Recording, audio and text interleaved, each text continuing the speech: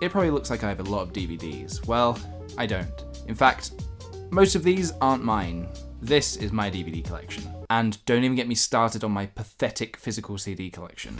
Is 2 even enough to class it as a collection? It's Sunday. It's a lovely day. I just thought I would sit, have a little bit of a lazy chat about films. Somebody asked me to recommend some films as they needed some inspiration. Well, you've come to the right place, my friend. I am pro digital content. I download all my music off iTunes, sometimes I download films off iTunes, and mostly I'll use Netflix for watching TV and films. My physical collection purely consists of films that I really, really like. Let's do this. I'm not going to be reviewing the films, I'm just going to be saying what it is, maybe who made it, and maybe something I like about it, and if you haven't seen it, I strongly recommend that you do. So first we've got My Neighbor Totoro. I'm sure everybody here has seen this, but I'm going to be talking to you as if maybe you haven't seen it. So this is a great film. It's from the Studio Ghibli collection. Would you look at that? That wasn't even planned. The first 3 times I watched this film, I fell asleep halfway through. I don't know what it is about it. It always just makes me super sleepy. I have since watched it enough times to see it all the way through. I have Anchorman on DVD. I personally just find it very funny, super quotable. I know that there are some people that really hate films like this, but personal preference, I think it's really funny. And it's got a super great cast as well. I freaking love Steve Carell. The Good, the Bad, and the Ugly. This should be in everyone's film collection. This film is just 3 hours of Western greatness. Clint Eastwood pulling faces, shooting guns. Tuko. Summer Wars and The Girl Who Leapt Through Time. 2 very good films. Now, why have I got this twice? Why have I got it twice? I have it on DVD and Blu-ray. There must be a reason for this. That's how much I like it. I've just got it twice. So if you're into anime or you want to give anime a try, I think these are pretty relaxed. We have Tim and Eric, awesome show, great job. This is the first series. This is a very particular humor, so you might like it, you might not like it. If you like my jetpack backpack video, then you'll probably love Tim and Eric. At least watch a few episodes and then judge it. They're only 10 minutes each. Dynamite! Dynamite! Black Dynamite is a incredible film. I first watched this with Chris Kendall and I was in hysterics. The next day I went home and I said, Jamie, we have to watch this film. So me and Jamie watched Black Dynamite and we were in hysterics.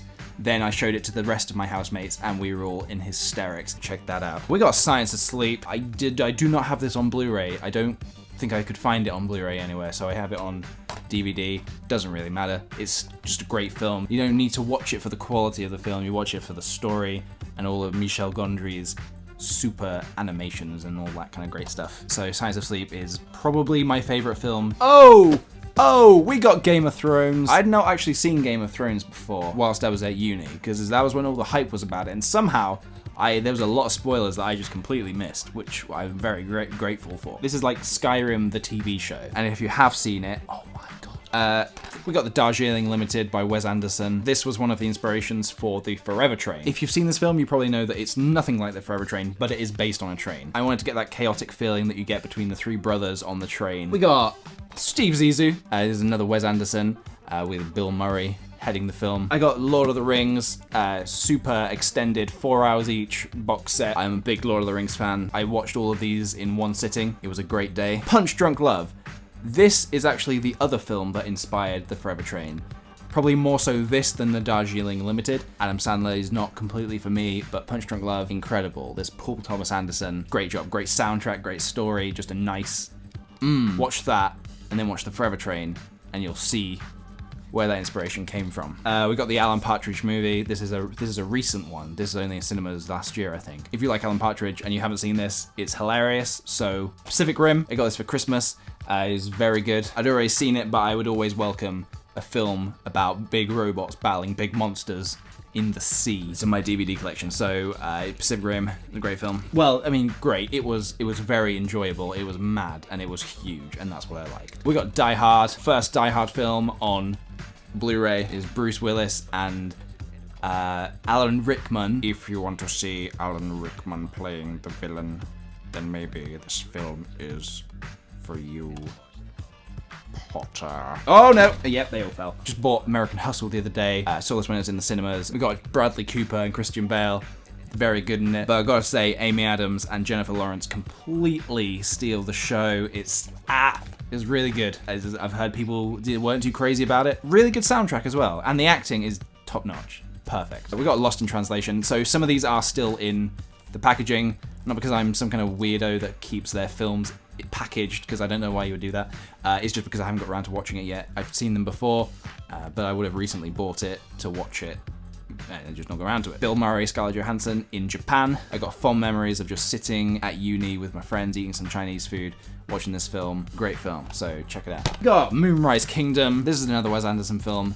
If you have not seen it, you must see it. It's really good. It's just about a little Boy Scout who runs away from his group. He runs away with this girl who's been writing letters to. It's just a nice little story, and Bruce Willis is in this as well, actually. It's not quite like Die Hard Bruce Willis. It's more kind of Bruce Willis, the dad. Scott Pilgrim! That probably peaked. If you like the graphic novels, then you'll like the film. If you haven't read the graphic novels, read them, watch the film. We got Kick-Ass. I was actually at the premiere of this in Leicester Square when this came out. Nick Cage, fantastic in it. They couldn't have cast someone better than Nick Cage as Big Daddy. Do not watch the second one though. The second one is garbage. So me, Jamie, and Sophie went to go see Kick-Ass 2. We were super pissed. It was terrible. They had Jim Carrey in this film, one of the funniest guys ever, and they just completely wasted it. Howl's Moving Castle is another Studio Ghibli film. If you haven't seen it, watch whatever dub you want. Some people prefer the English dub, some people prefer the Japanese dub. It's totally up to you. Christian Bale is actually the voice of Howl in the English dub. This is one of the films where the English dub is actually very good. We got Catch Me If You Can, Tom Hanks and a young Leonardo DiCaprio. Great soundtrack, great story, great acting.